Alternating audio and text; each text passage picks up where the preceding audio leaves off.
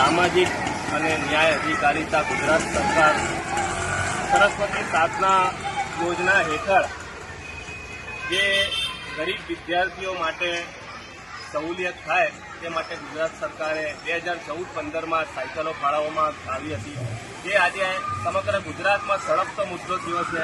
તે અંતર્ગત આજે થોડા દિવસ અગાઉ અહીંયા ગોયા બજારની સ્કૂલ હોય કે MTM સ્કૂલ હોય, વિવિધ જગ્યાઓ પર જે સાયકલો સડી રહી હતી, જે સાયકલો ગરીબ વિદ્યાર્થીઓને આપી દેવામાં આવતી તો તે લોકોને કેટલી સહુલિયત થઈ જતી, પરંતુ એ લોકોના લાભ નહીં થયું અને છેવટે આજે આ ગોયા બજારની સ્કૂલમાંથી એ સાયકલોને ટેન્ડરિંગ મારફતે ભંગારરૂપી થઈ ભંગારમાં અપાઈ છે।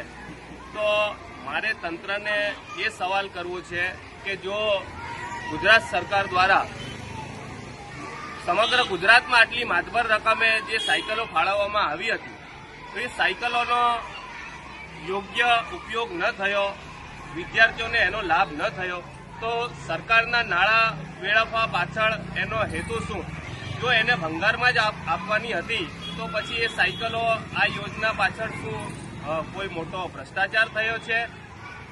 એ તપાસનો વિષય છે। હું ભરૂચ જિલ્લા શિક્ષણ અધિકારીને પણ કહેવા માંગુ છું કે એમના ટેન્ડરિંગ હેઠળ આજે આ ભંગારમાં સાયકલો અપાઈ છે, તો શું ભાવથી આ સાયકલો અપાઈ છે?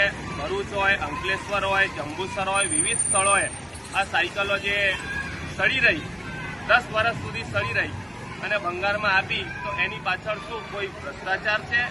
એની તપાસ વહેલી તકે કરાવવી જોઈએ। જય હિન્દ, જય ભારત।